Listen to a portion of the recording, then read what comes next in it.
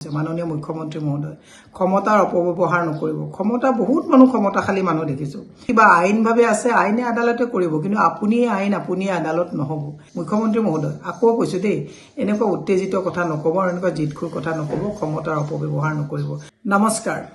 মাননীয় মুখ্যমন্ত্ৰী যোৱাকালিৰ এটা কথা শুনিলো মুখ্যমন্ত্ৰীয়ে কৈছে মহবুল দিলৱাৰৰ নিচিনা মানুহক খতম কৰিবৰ কাৰণে বিজেপিৰ জন্ম হৈছে কিমান ভয়ংকৰ এটা শব্দ তেওঁ কৈছে যদি তেওঁলোক দুখী আইনে তেওঁলোকক যাৱজ্জীৱন জেল দিয়ক ফাঁচি দিয়ক জি দিয়ক কিন্তু আইনে কৰিব কিন্তু সংবিধানত শপত খাই মুখ্যমন্ত্ৰীৰ দায়িত্বত থকা এজন মুখ্যমন্ত্ৰীয়ে কেনেকে ক'ব পাৰে যে এনেকুৱা মানুহক খতম কৰিবৰ কাৰণে বিজেপিৰ জন্ম হৈছে মাননীয় মুখ্যমন্ত্ৰী মহোদয় ক্ষমতাৰ অপব্যৱহাৰ নকৰিব ক্ষমতা বহুত মানুহ ক্ষমতাশালী মানুহ দেখিছো বহুত ক্ষমতাশালী মানুহৰ শেষটো এৰাবাৰীত পৰিণত হোৱাও দেখিছো গতিকে এনেকুৱা কথা নকব তেওঁলোকক যদি কিবা আইনভাৱে আছে আইনে আদালতে কৰিব কিন্তু আপুনি আইন আপুনি আদালত নহব মুখ্যমন্ত্ৰী এজন ইমান জিতখুৰ হয়নে বাৰু আপুনি যি কথাটো কৈছে মোৰ ইয়াত মহবুল হক বা দিলৱাৰ বুলি কোনো প্ৰশ্ন নাই কিন্তু যুৱ প্ৰজন্মক উত্তেজিত যুৱ প্ৰজন্মই যেতিয়া এজন মুখ্যমন্ত্ৰীয়ে খতম কৰা শব্দটো ক'ব পাৰে তেতিয়াহ'লে যুৱ প্ৰজন্মই কেনেকুৱা এটা উত্তেজিত এটা মানে অভিভাৱকৰ পৰা এটা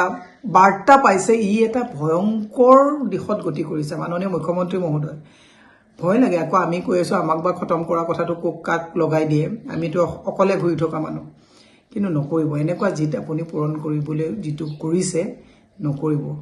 মই সেই কথাটো আপোনাক ক'ব বিচাৰিছো মই আজি 51-52 বছৰ বয়সত এনেকুৱা জিত পুৰাবৰ কাৰণে আপুনি মানে গুটি আপোনাৰ তপস্যাটো আছিলে যে আপোনাক জীৱনত জুনে জুনে অলপ অলপ আঘাত দিছে আপোনাৰ দুৰ্নীতিৰ কথাবিলাক কৈছে বা আপোনাৰ কেলেংকাৰীৰ কথা কৈছে আপুনি গুটি জীৱনৰ এই গুটি কথাখিনিৰ জিত পুৰাবৰ কাৰণে যে মুখ্যমন্ত্ৰীৰ পদত বহি দিছপুৰত বহিলে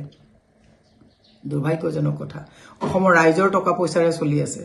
আপোনাৰ হাতত আইন আছে আপোনাৰ হাতত আদালত আছে আপোনাৰ হাতত পুলিচ আছে আপোনাৰ হাতত ডিসি আছে সকলোবিলাক আছে তাৰ অৰ্থ এটো নেকি যে আপুনি যধে মধে যতে মন যাব ততে কাম কৰিব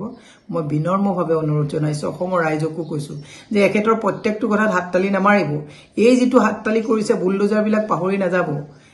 ভুৱা এনকাউন্টাৰ বিলাক পাহৰি নাযাব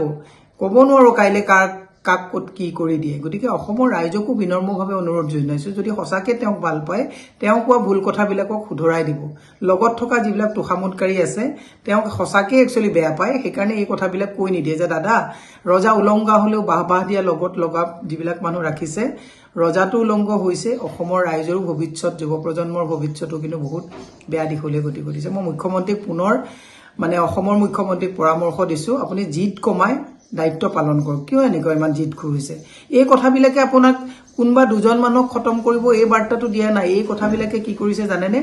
এই কথাবিলাকে যুৱ প্ৰজন্মক উত্তেজিত কৰিছে সেইকাৰণে অলপ কথাতে আজিকালি মাৰ্ডাৰ কৰি দিয়ে অলপ কথাতে মানুহ মাৰি মানুহক মাৰি দিয়ে ক'বাত গাড়ী এখন এক্সিডেন্ট হলো পটককে কথা পাতিবলৈ যাওঁতে মাৰি দিয়ে কিয় জানেনে মুখ্যমন্ত্ৰীয়ে যদি এনেকুৱা ধৰণৰ কথা কৈ থাকে এটোৱে মানুহৰ মাজত এটা ইম্প্যাক্ট পেলায় মুখ্যমন্ত্ৰী মহোদয় আকৌ কৈছো দেই এনেকুৱা উত্তেজিত কথা নকব আৰু এনেকুৱা জিতখুৰ কথা নকব ক্ষমতাৰ অপব্যৱহাৰ নকৰিব বহু বাঘা নেতাৰ ঘৰ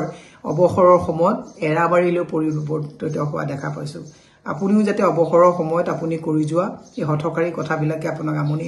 নকৰে তাৰ কাৰণে আহ্বান জনাইছো আপুনি গোটেই জীৱন মুখ্যমন্ত্ৰী হৈ থাকিব নোৱাৰে এইটো কথা মনত ৰাখিব ৰিটায়াৰমেন্ট আপোনাৰো হ'ব ৰিটায়াৰমেন্টত যাতে আপুনি কোৱা এই হঠকাৰী কথাবিলাক